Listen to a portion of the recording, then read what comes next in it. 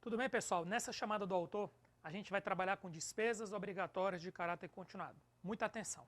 Primeiramente, a gente tem um conceito.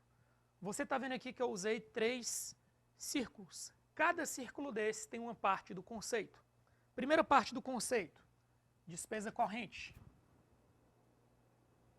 Despesa corrente. Segunda parte do conceito, cria uma obrigação por um prazo superior a 2 exercícios, ou seja, uma obrigação superior a 2 anos. Gera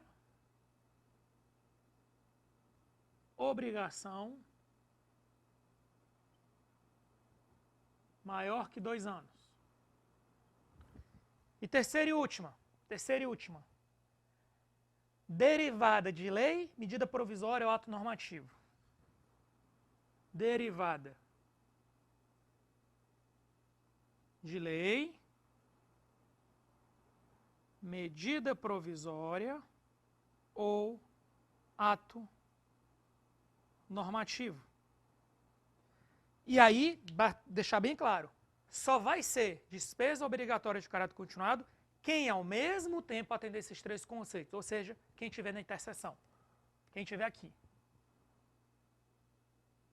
Quem estiver nessa interseção vai ser considerado despesa obrigatória de caráter continuado. E aí, quando você está diante de uma despesa obrigatória de caráter continuado, na fase de proposição legislativa, quem propõe esse tipo de despesa deve atender 4 requisitos. Quais são os 4 requisitos? Primeiro, avaliação do impacto orçamentário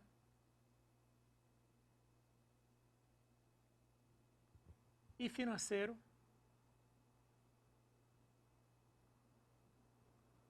para o ano de referência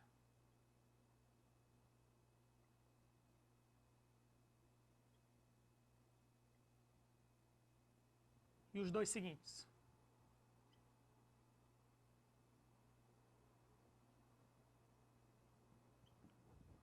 Ou seja, eu tenho que ter avaliação. Eu não estou dizendo que a avaliação vai ser boa, mas tem que ter avaliação. O segundo requisito, demonstrar a origem dos recursos.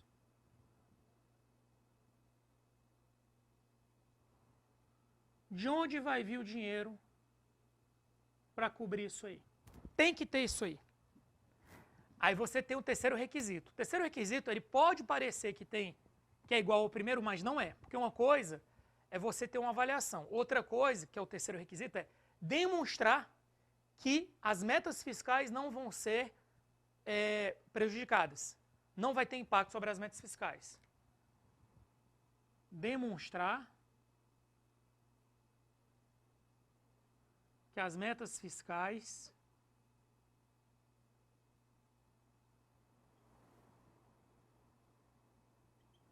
não serão comprometidas.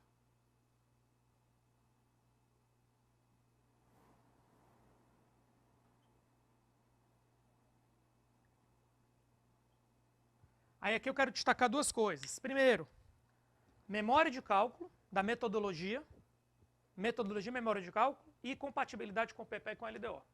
Então aqui, metodologia mais memória de cálculo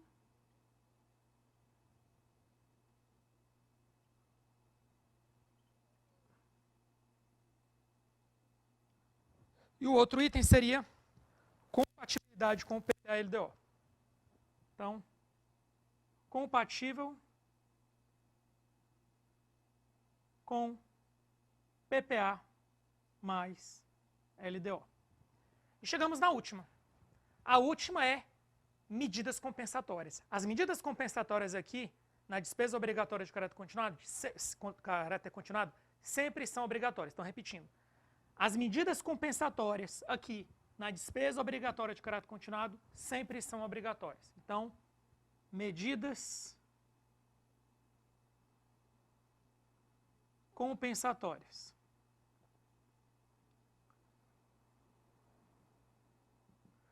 Que é diferente, por exemplo, da renúncia de receita. Na renúncia de receita, a medida compensatória ela não é obrigatória, porque você já pode ter considerado o impacto da renúncia na elaboração da LOA. Por outro lado, aqui você tem dois tipos de medidas compensatórias. Aumento de receita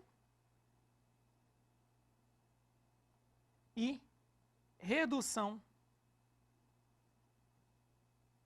de despesa. E aqui tem outro detalhe. A despesa só pode ser implementada quando isso aqui começar a ser implementado. Ou seja, é condição prévia para implementação. É condição prévia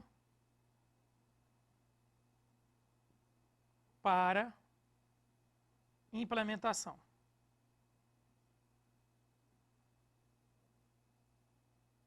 Pronto. Agora, esse monte de regra aqui não vai se aplicar em duas situações. Primeira situação, serviço da dívida.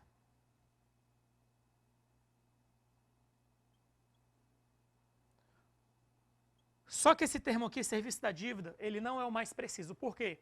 Porque a gente está falando de despesas que são correntes, obrigação superior a 2 anos, derivada de lei, medida provisória normativa. Quando eu falo serviço da dívida inclui os juros e inclui a amortização do principal da dívida.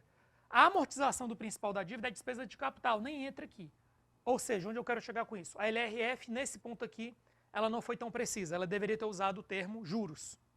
Mas ela usou o serviço da dívida. Então, cuidado na sua prova, porque serviço da dívida é considerado uma das exceções da despesa obrigatória de caráter continuado, exceção essa na qual você não precisa seguir esses requisitos. E aí você tem também, além do serviço da dívida, você tem outra exceção, que é a revisão geral anual. A revisão geral anual é uma despesa obrigatória de caráter continuado, não precisa em tese seguir esse requisito, só que você tem um detalhe. Lembra que num dos blocos, nas chamadas anteriores, a gente falou de despesas em geral? Um dos critérios que está na despesa em geral, qual é? Avaliação do impacto orçamentário e financeiro para o ano de referência dos dois seguintes. Então, essa avaliação do impacto, ela vai entrar, por exemplo, na revisão geral, lá nas despesas em geral. Perfeito? Seria isso. Então, a gente encerra por aqui tudo que você precisava de saber de mais importante sobre despesa obrigatória de caráter continuado. Até a próxima.